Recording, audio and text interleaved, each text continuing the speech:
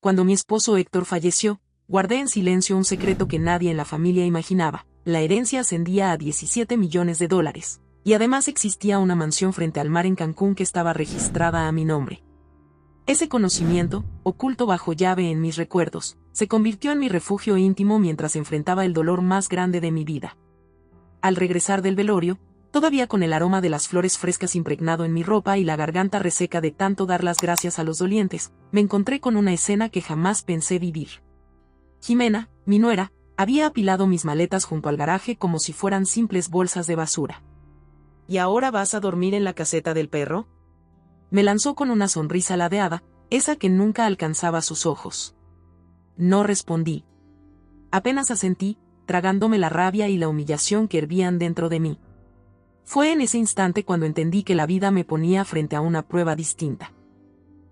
No solo había perdido a Héctor, mi compañero durante 42 años, también estaba a punto de descubrir la verdadera cara de quienes me rodeaban.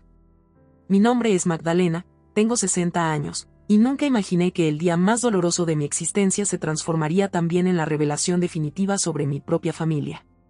Era un martes gris de octubre, y la lluvia fina caía sobre el cementerio como si el cielo compartiera mi duelo. Había sepultado al hombre con el que había construido una vida, una familia, un hogar.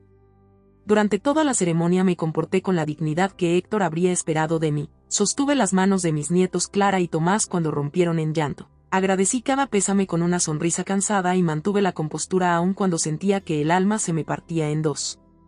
Jimena se mantuvo a mi lado, no como un apoyo, sino como una sombra vigilante.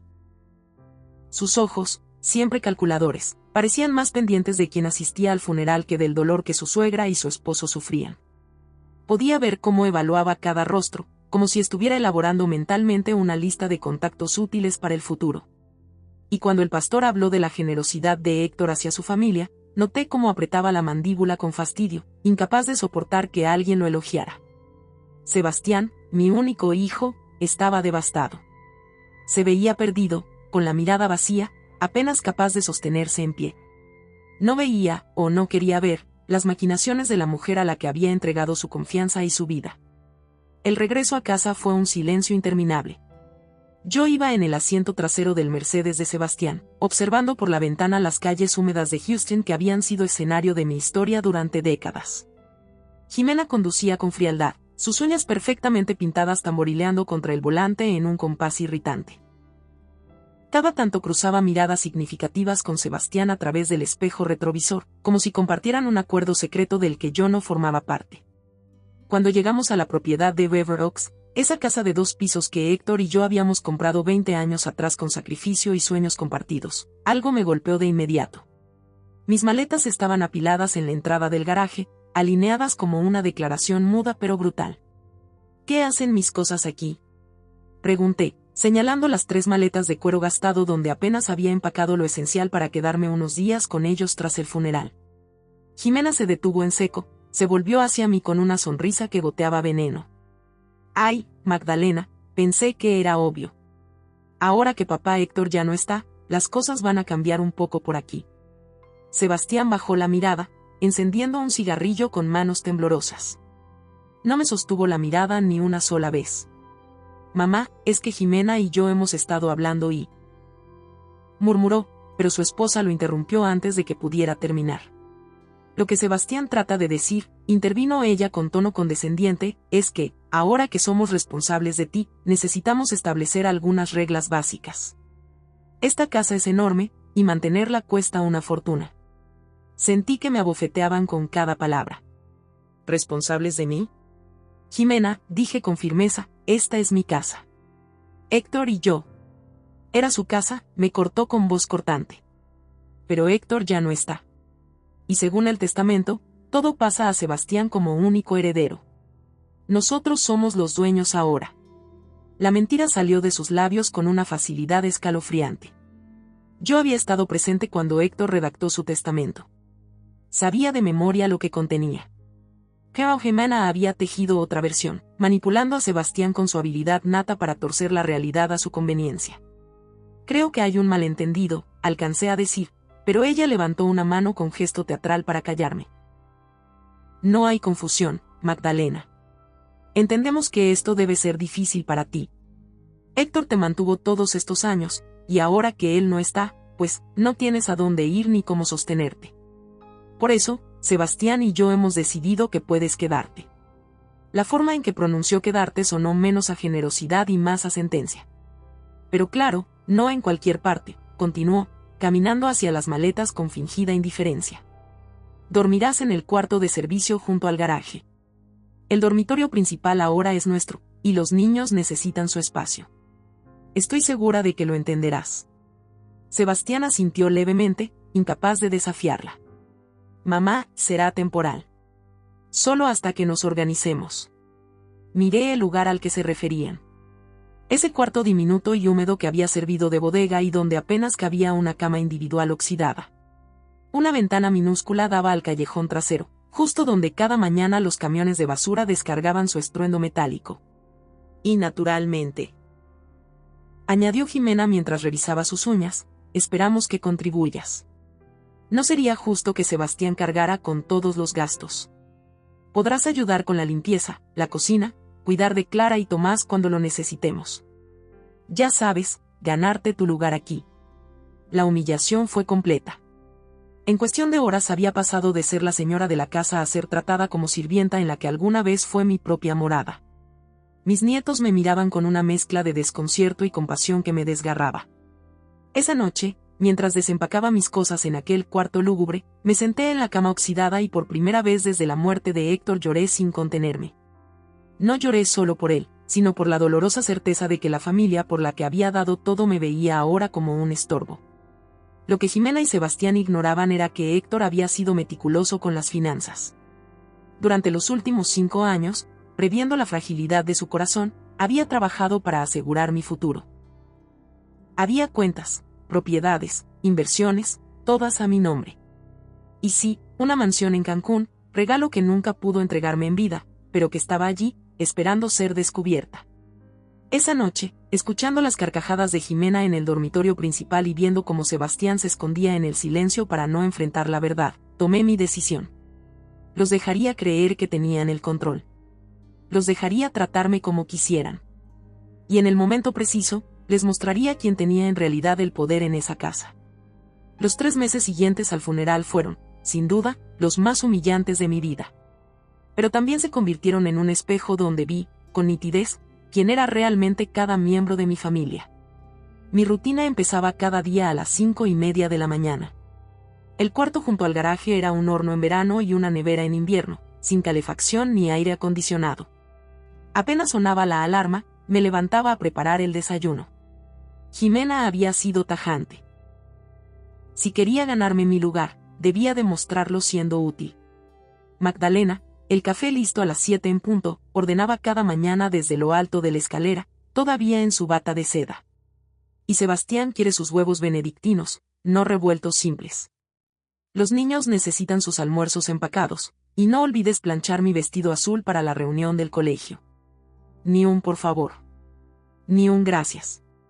Solo órdenes secas, como si yo fuera su empleada doméstica.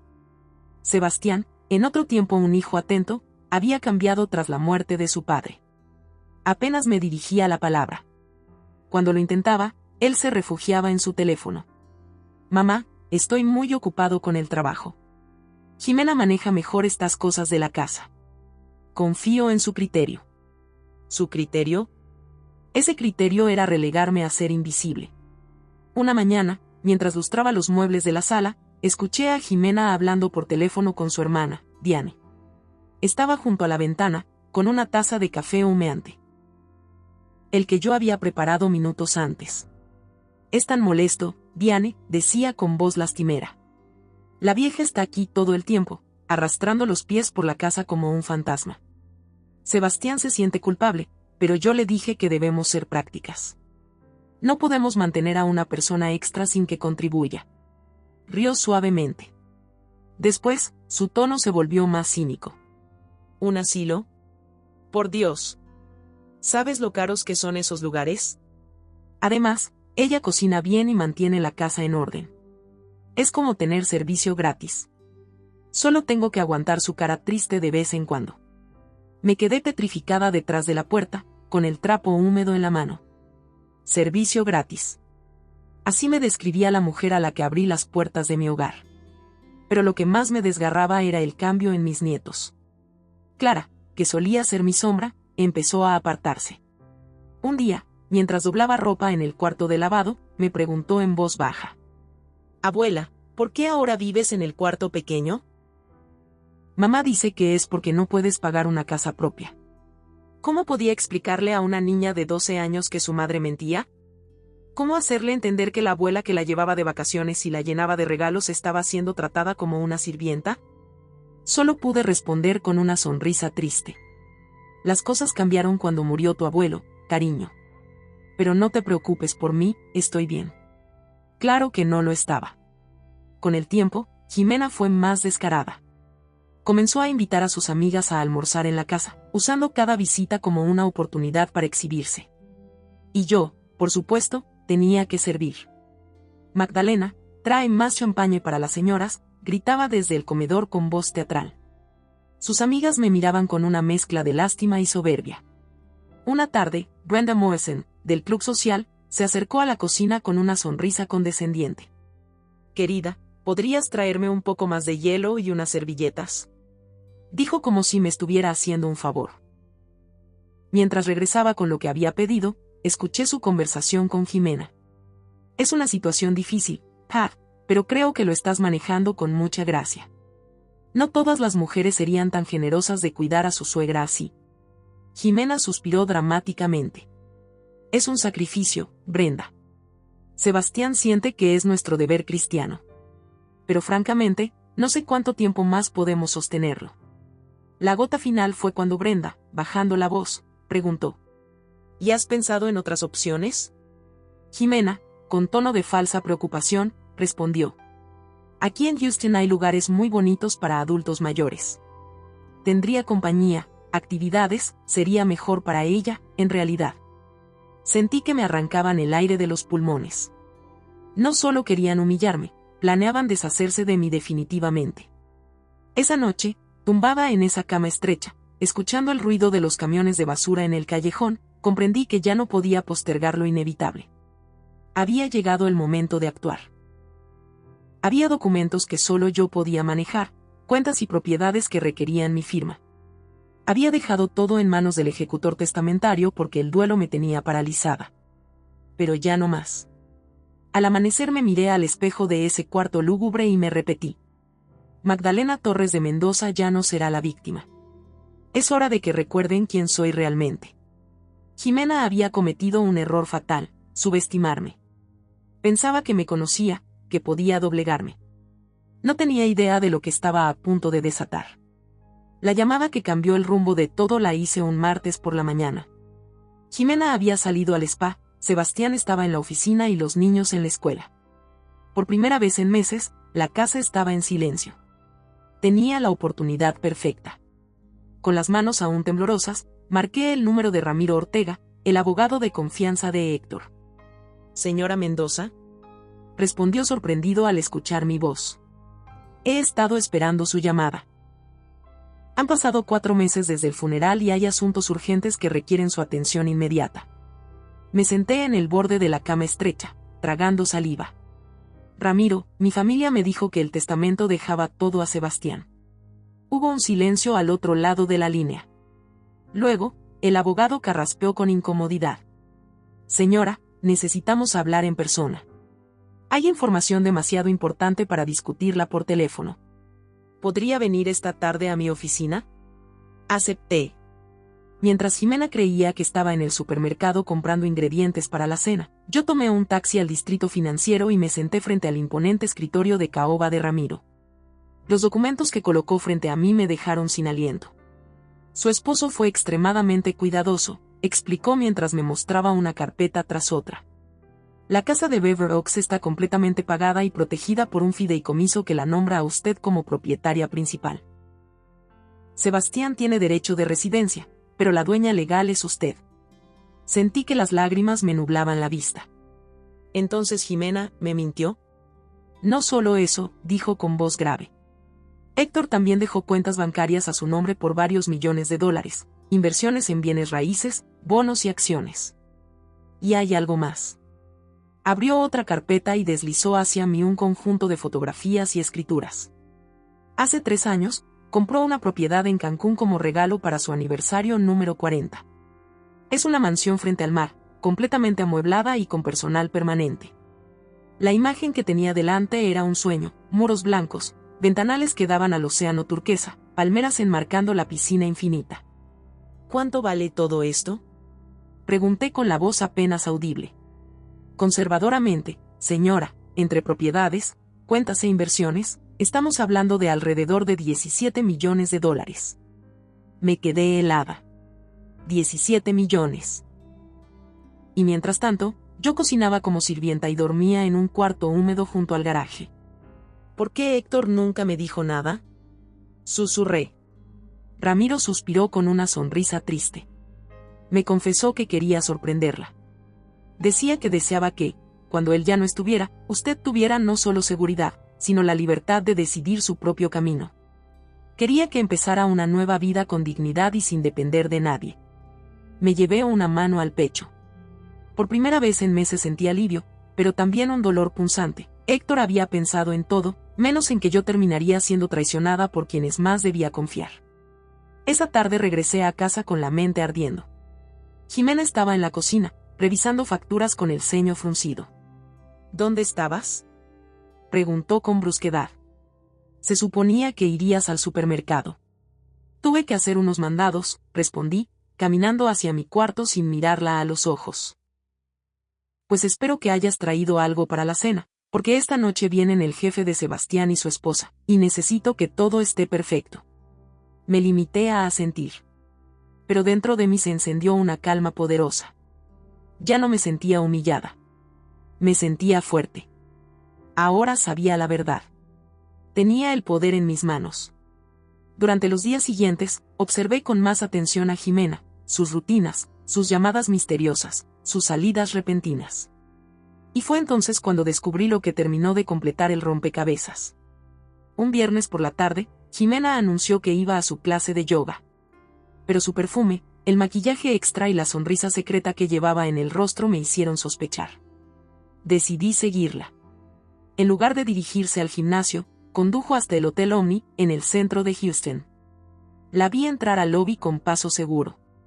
Esperé unos minutos y luego la seguí. Allí estaba, sentada en el bar con un hombre elegante, más joven que Sebastián.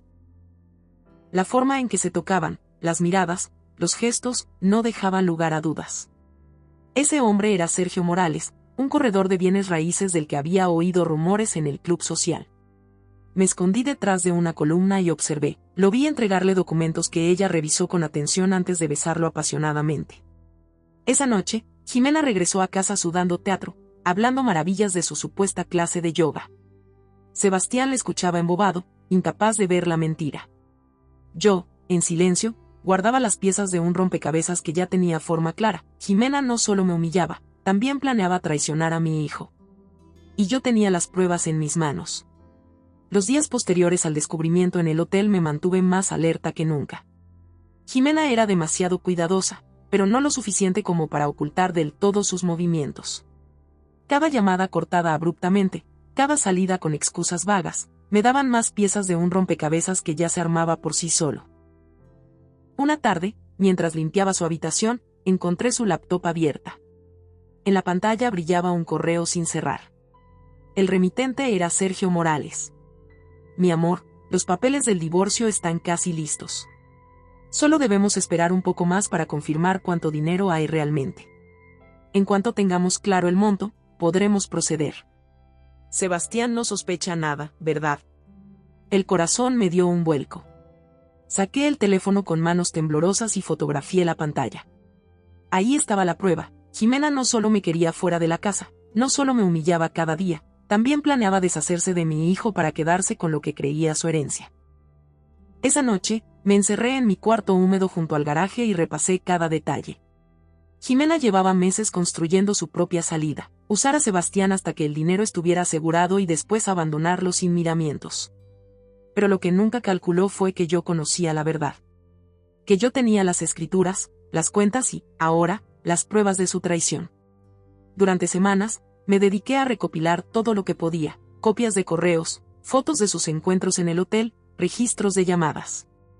Cada pieza era un clavo más en el ataúd de su mentira. Una parte de mí quería gritarlo de inmediato, abrirle los ojos a Sebastián de golpe. Pero sabía que Jimena era hábil. Si lo hacía sin cuidado, ella encontraría la manera de manipularlo. Siempre lo había hecho.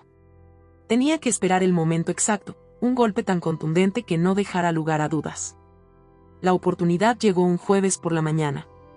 Sebastián llegó temprano del trabajo, algo poco común en él. Su rostro reflejaba una mezcla de furia y confusión. Desde la cocina lo escuché gritar desde el despacho. «Jimena, baja ahora mismo». Ella apareció en bata, fingiendo sorpresa. «¿Qué pasa, amor? ¿Por qué gritas?» Él tenía en la mano una carpeta de documentos que yo reconocí al instante, los papeles que Ramiro me había mostrado días atrás. «¿Qué es esto?», rugió Sebastián, agitando los papeles. «¿Sabías que mamá es dueña de esta casa? ¿Sabías que tiene cuentas millonarias y una mansión en Cancún?». El silencio fue absoluto. Jimena palideció, pero intentó recomponerse. «Cariño, puedo explicarlo». «No hay nada que explicar», gritó él, arrojando los documentos al suelo. «Me hiciste creer que mamá era una pobre viuda a la que teníamos que mantener. Me mentiste todos estos meses». Yo solté el cuchillo con el que estaba cortando verduras. El sonido metálico contra el mármol de la cocina resonó como una campana de juicio. Caminé lentamente hacia la sala. Sebastián me miró con ojos empañados de vergüenza. «Mamá, ¿es cierto? ¿Tú tenías todo este dinero?». Antes de que yo respondiera, Jimena intervino con desesperación. «Sebastián, ella nos engañó. Nos hizo creer que era vulnerable, cuando en realidad». Me planté en medio de la sala con la frente en alto. «No, Sebastián. Quien te engañó fue ella.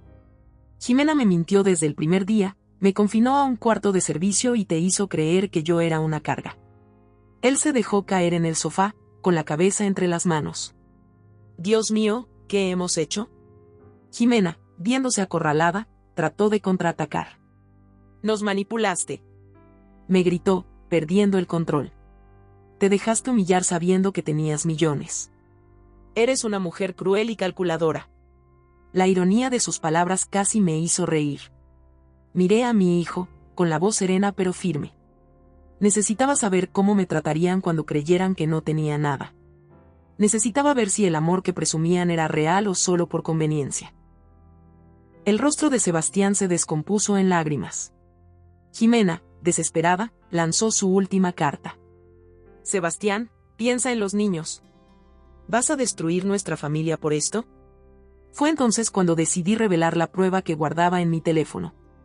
«Hablando de destruir familias», dije con calma, sacando el móvil, «creo que hay algo más que deberías ver». El color desapareció por completo del rostro de Jimena.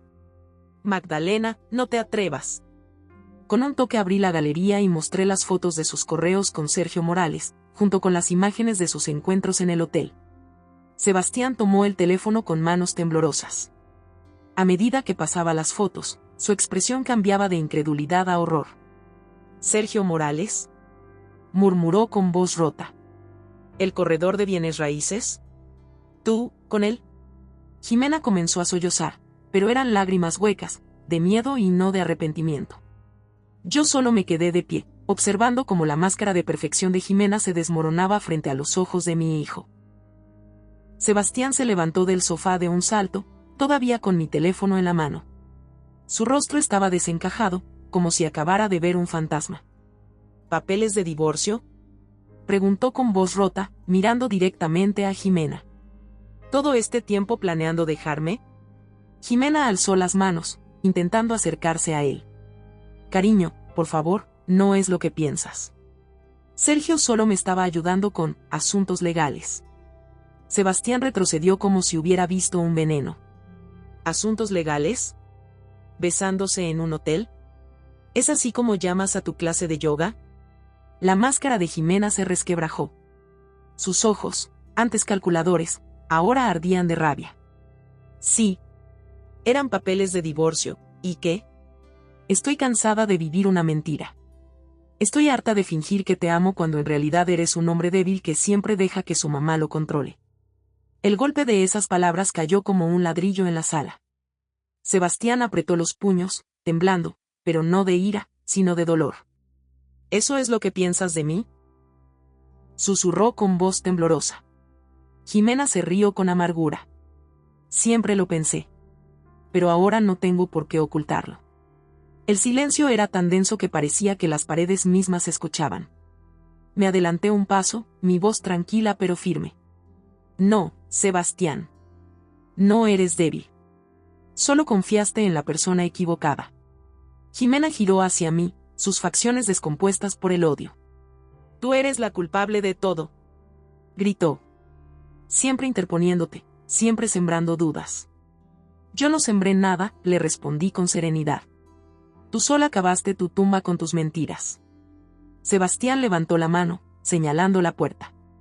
Su voz fue apenas un murmullo, pero cargada de determinación. Sal de esta casa, Jimena. Ella parpadeó incrédula. ¿Qué? Te lo repito, dijo, ahora con más fuerza, sal de mi casa. Jimena soltó una carcajada amarga. ¿Tu casa?, repitió con veneno. No seas ingenuo, Sebastián. Esta casa siempre fue de ella. Ni siquiera tienes nada a tu nombre. Eres tan solo un invitado en el reino de tu madre. Las palabras eran un intento desesperado de recuperar control, pero Sebastián no se movió. Tenía la mirada fija, como si hubiera despertado de un largo sueño. Entonces mejor aún, respondió con calma gélida. Esta casa no es tuya. No tienes nada que hacer aquí. Jimena comprendió al fin que había perdido. Tomó su bolso con movimientos torpes, la furia vibrando en cada gesto. Antes de salir, se volvió hacia mí, con una sonrisa venenosa. Felicidades, Magdalena. Ganaste. Pero recuerda mis palabras, acabas de perder a tu hijo. Nunca te perdonará por haberlo hecho pasar por esto. La puerta se cerró de golpe detrás de ella, dejando un eco metálico que resonó en toda la casa. Sebastián se desplomó en el sofá, cubriéndose el rostro con las manos. Yo lo observaba en silencio, mi corazón dividido entre el alivio de haber desenmascarado a Jimena y el dolor de ver a mi hijo destrozado. Por primera vez en meses, la casa estaba en calma. Una calma triste, llena de escombros emocionales, pero calma al fin. Los días que siguieron fueron extraños, como si la casa respirara un aire diferente. Jimena ya no estaba, pero sus sombras todavía rondaban por cada habitación. Sebastián se había mudado temporalmente al cuarto de huéspedes, mientras yo había retomado el dormitorio principal. Mi dormitorio. Los niños, confundidos, preguntaban a cada momento dónde estaba su madre. Emma, con los ojos rojos de tanto llorar, me buscaba para abrazarse a mi cintura en silencio. Dylan, en cambio, parecía enojado con el mundo entero, como si a sus 10 años entendiera que algo irremediable se había roto. Una noche, mientras le ayudaba a Emma con la tarea, me susurró con voz temblorosa. «Abuela, ¿mamá se fue para siempre?». Respiré hondo, intentando no quebrarme. A veces los adultos toman decisiones difíciles, mi amor. Pero pase lo que pase, tú y tu hermano siempre estarán conmigo. Sebastián, que escuchaba desde la puerta, entró con los ojos enrojecidos.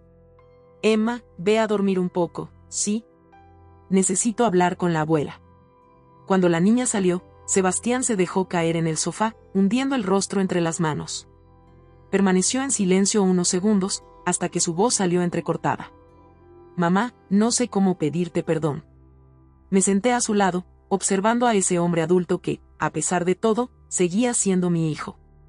«No tienes que pedirme perdón, Sebastián». «Sí tengo», insistió, alzando la voz. «Te fallé. Te dejé en un cuarto húmedo, te traté como una carga, como si no fueras la mujer que me dio la vida. Y lo peor es que lo hice porque era más fácil creerle a ella que a ti». Las lágrimas comenzaron a rodar por su rostro. Yo le tomé la mano, aunque él parecía temer mirarme. «¿Por qué nunca me dijiste la verdad?», preguntó, con el tono de un niño herido. «¿Por qué me dejaste creer que no tenías nada?». Mi respuesta tardó en salir, pero cuando lo hizo, Fue tan clara como el latido en mi pecho. Porque necesitaba saber si me amabas por quién soy o por lo que tenía. Porque el dinero cambia a las personas, Sebastián. Y yo quería conocer la verdad antes de confiar de nuevo. Él apretó los labios, como si esas palabras fueran demasiado duras de digerir.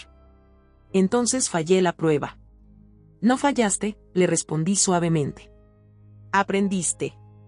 Y a veces, hijo, aprender duele más que fallar. Durante las semanas siguientes, Sebastián intentó recomponer su vida y la relación conmigo. Había comenzado terapia para enfrentar la traición de Jimena y su propia culpa. Los niños poco a poco se fueron adaptando, aunque cada vez que regresaban de ver a su madre, traían un peso en la mirada. Pero dentro de mí había algo decidido: no iba a permitir que Jimena siguiera usando a mis nietos como armas emocionales. Tenía que protegerlos, incluso si eso significaba enfrentarla una última vez. Un martes por la tarde, mientras preparaba café en la cocina, el timbre sonó con insistencia. No esperaba a nadie. Al abrir la puerta, allí estaba Jimena. No venía sola, a su lado estaba Sergio Morales, trajeado, con un maletín negro bajo el brazo y esa sonrisa de vendedor que intentaba disfrazar la arrogancia. Necesitamos hablar, dijo Jimena con un tono seco, como si aún tuviera algún derecho sobre esa casa. Los hice pasar. Se acomodaron en la sala como si fueran los dueños, y Sergio abrió el maletín con parsimonia. Señora Magdalena, comenzó, formal. Hemos venido a proponerle un acuerdo que creemos beneficia a todos. Jimena se inclinó hacia adelante, sus ojos brillando con una mezcla de ansiedad y desafío. Mira, Magdalena, sé que las cosas entre nosotras no terminaron bien, pero debemos pensar en los niños. Ellos necesitan estabilidad. Necesitan a sus dos padres juntos. Sergio deslizó unos documentos sobre la mesa. La propuesta es sencilla. Usted transferiría $3 millones a una cuenta conjunta bajo el control de Sebastián y Jimena. A cambio, Jimena regresaría con él, reconstruirían la familia y todo volvería a la normalidad. Me quedé en silencio unos segundos, observando los papeles sin tocarlos. Luego alcé la vista y pregunté con frialdad. ¿Me están chantajeando? Jimena se apresuró a responder con una sonrisa envenenada. No, claro que no. Es una inversión en la felicidad de tu familia. Piénsalo, Sebastián recupera a su esposa, los niños vuelven a tener a su madre en casa, y tú tendrás tu familia intacta. ¿No vale eso 3 millones? ¿Y si no acepto? Pregunté, aún con calma. Sergio cruzó las manos sobre la mesa, con gesto ensayado. Entonces nos veríamos obligados a explorar otras vías legales. Podríamos cuestionar su capacidad mental, argumentar que no estaba en plenas facultades cuando tomó ciertas decisiones financieras. Los tribunales suelen ser sensibles a esos temas. Jimena intervino, con un veneno que se disfrazaba de dulzura. Sería terrible que los niños tuvieran que testificar sobre el comportamiento errático de su abuela. Ahí estaba. Su verdadera jugada, usar a Emma y Dylan como escudos para presionarme. Me levanté lentamente, caminé hacia la ventana y observé el jardín donde tantas veces había jugado con mis nietos. Sentí una calma que me recorrió el cuerpo de arriba a abajo. ¿Saben qué es lo más triste de todo esto? Dije sin girarme. ¿Qué? Preguntó Jimena, con la voz tensa. Me volví hacia ellos con una media sonrisa. Que realmente creen que me conocen. Sergio se removió incómodo en el sillón. Jimena frunció el ceño. Durante meses me humillaste, Jimena. Me trataste como sirvienta, como carga. Planeaste internarme en un asilo.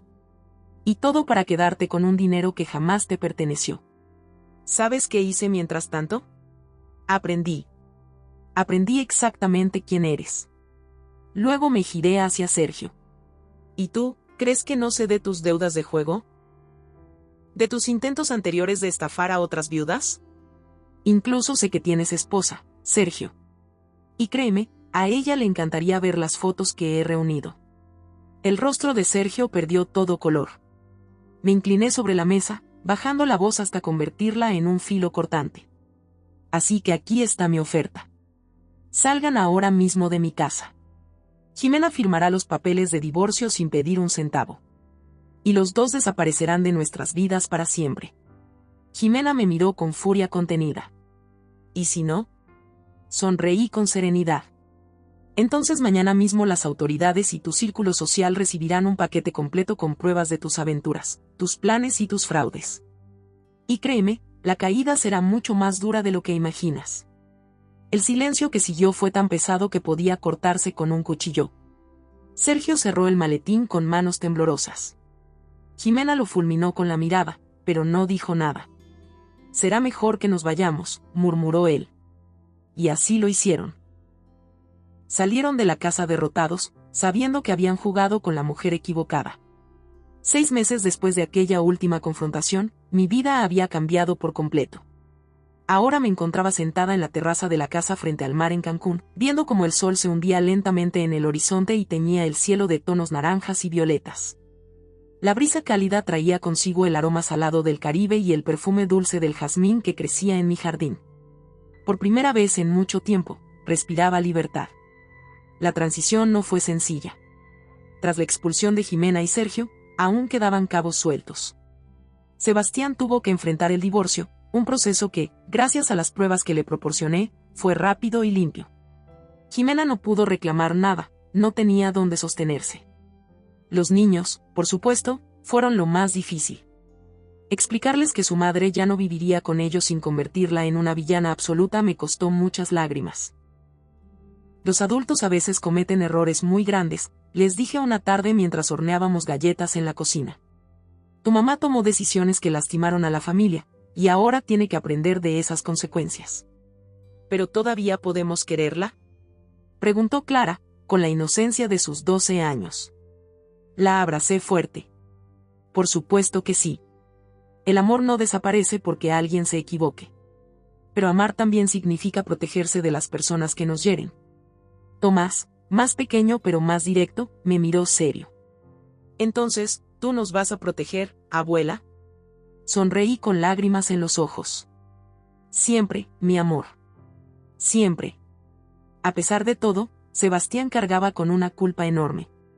Durante semanas me pidió que me quedara en Houston, que me dejara cuidar por él como una forma de reparar el daño. Pero yo sabía que debía partir. Necesitaba un nuevo comienzo, lejos de las sombras de Jimena y de todo lo que había ocurrido.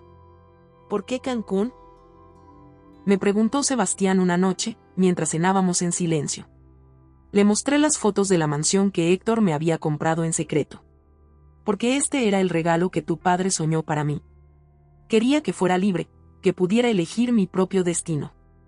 Y esta es mi elección. Él asintió con una sonrisa triste. Papá siempre supo más que todos nosotros. Antes de partir, dejé todo en orden. Abrí un fideicomiso para Clara y Tomás, asegurando que tendrían dinero para estudiar en la universidad y empezar su vida adulta, pero bajo condiciones claras, buenas calificaciones, servicio comunitario y una carta anual reflexionando sobre lo que habían aprendido de nuestra historia familiar. También transferí la casa de Houston a nombre de Sebastián, junto con un fondo suficiente para que pudiera criar a los niños sin problemas. «Es demasiado, mamá», me dijo al ver los documentos.